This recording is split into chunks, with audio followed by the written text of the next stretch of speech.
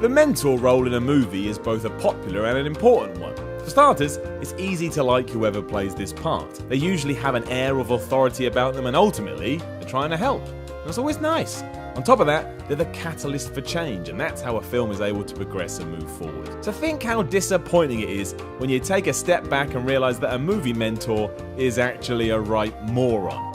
If that isn't enough to bring a tear to your eye, I don't know what is. All this responsibility, all this importance, then they just act and play the fool. I'm Simon from What Culture, and this is 10 movie mentors who are actually complete morons. Number 10. God in Bruce Almighty. To stop Jim Carrey from being a jabroni, Morgan Freeman, or in this case God, takes him under his wing to try and help him be a better person. He does this by pretty much making him in charge of the entire human race. I mean, he doesn't. It turns out Morgan had been keeping an eye on things, but Bruce doesn't know that. In fact, from nowhere, Bruce is destroyed by millions of voices and the weight of the world planted right on his shoulders. If that's not a one-way ticket to just going crazy and cracking up, I don't know what is. And what the hell is Freeman thinking? I get you want to bring someone down a peg or two, but there's ways and means. Also, why are the people of Buffalo not thought more highly of here? Bruce runs around and does terrible things to the place, but apparently that's all okay. Even though it's not, and he almost kills a lot of people for the sake of news. Come on, man. Number 9. Ra's al Ghul in Batman Begins. No one is better at playing a mentor than Liam Neeson. He just comes across like the nicest and smartest dad in the world, and that's very pleasant. It means you warm to him very quickly. Like a fire on a winter's eve. Where Batman is concerned, however, there's one huge question mark. While Liam's Ra's al Ghul trains Bruce Wayne up so he's a lean, mean fighting machine, he never once crosses the mental side of things until the last minute. The League of Shadows is a secret terrorist group, basically, so it makes sense to make sure whoever you're giving all these skills to is on board with that idea. If they're not, much like Wayne, you've just taught them how to escape your compound with all your secrets. You probably should have worked on his brain first. The way you approached it was just stupid. Number 8. Sloane in Wanted. For some idiotic reason, Sloane trains up Wesley to the utmost degree, even though Sloane's end plan is to kill Wesley. Right. That sounds really, really smart. Now there is some logic here. Sloane needs a man named Cross dead, mostly because the reverse is also true. So it's a he who kills first wins kind of a deal. Given how skilled Cross is though, Sloane needs an ace in the hole, and who better to play that role than Cross's own son? You know, because there ain't no way Daddy is killing Sonny Boy Jim over it. This all transpires as planned until Wesley learns the truth and kills Sloane because he now has the talent to do that, and because Sloane lied to him about who he was killing in the first place. So why didn't Sloane use Wesley to kill Cross without making him this badass, given that he knew Cross would never shoot his own son? Just give him a gun and get him dead already. Then when you want to kill Wes, he's easy pickings because before you trained him, he was just some schmo in an office. This is so stupid. Number 7. Mickey Goldmill in Rocky. To be fair to Mickey, he did help Rocky win a world championship, so in that sense, he's a pretty good mentor. Without him, the Italian stallion would never have made it to the top of the mountain, and that's not a bad thing to have on your CV. But why the hell did he let a club fighter step in the ring with a multi-time professional world champion in the first place? The movie goes to great lengths to let us know that no one has gone 15 rounds with Apollo Creed, which means he's a real threat. And just look at Rocky's face after the fight.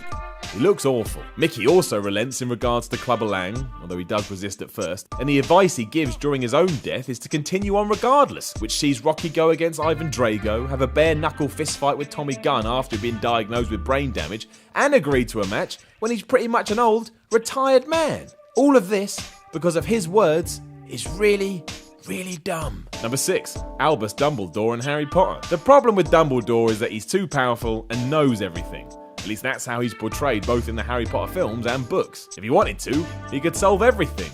Yet he doesn't. For starters, he's always conveniently busy when he's needed. He's talking to the Ministry of Magic. He's on a conference. He's mucking around with magic tricks to see what amazing shit he can come up with. On top of this, he has the skills to take out Voldemort. So why doesn't he? He's like a super powerful wizard. Go and take care of business already and stop relying on a child to do your dirty work. So in short, Dumbledore is lazy. pathetic. Number 5. Bill the Butcher cutting in Gangs of New York. Despite brutally murdering his father in front of his eyes, Bill the Butcher graciously welcomes son Amsterdam into his group without a care in the world. Now, admittedly, he didn't know this at first, but wouldn't you do some research? Or, given that you hated his dad, probably find out what happened to the son who was standing right there watching it all goes down? Eventually, this does come to light and Bill just hurls a knife through Amsterdam, but it's not exactly the smartest move up till this point. Firstly, you've taught him loads about how the world works and some badass fighting skills, and now you've made an enemy out of him. You've completely screwed up, basically. A simple background check would have saved him a lot of bother, and instead, he seals his own fate. What a moron. Number 4. Qui-Gon Jinn in Star Wars Episode 1, A Phantom Menace. Liam Neeson returns once again to prove he comes across as a wonderful mentor, but also that he can be a stupid one too. This one is painfully obvious as well, because half the plot of Star Wars Episode 1 is, don't train that kid. That kid is trouble. That kid is gonna fuck up the world. And what does Qui-Gon Jinn do? He ignores all of this. He doesn't care that training up this kid may doom every Jedi on the planet. He has a hunch, and no one messes with his hunches. If that wasn't bad enough, Qui-Gon is also completely cool with letting a 10-year-old enter a race which could have got him killed. And how would he have explained that to Mumsy? Sorry about that. I just thought he would be fine. Use some common sense, you idiot. Just to cap it all off, Jin gets himself killed at the end of the movie, so he can't even see how badly he screwed up. It's probably a good thing when you think about it. Who knows what else he would have done? Number 3. Jor-El in Man of Steel. Jor-El seems like a top bloke. I mean, he sacrifices himself for his son, just so said son can have a better life. It's Father of the Year material right there. Or is it? For one, he just puts his child in an escape pod and sends him into outer space. That is a huge risk you're taking there. If something can go wrong in any given situation, you've just increased the chances tenfold with a move such as this. Next, all the information Clark needs is in some bizarre Kryptonian USB stick that doesn't interact with the only Kryptonian thing he has, which is his escape pod. That means for years, Mr. Kent is just utterly baffled about what the hell is going on. Luckily for him though, he overhears a random conversation about a spaceship, which leads him to investigate, and voila.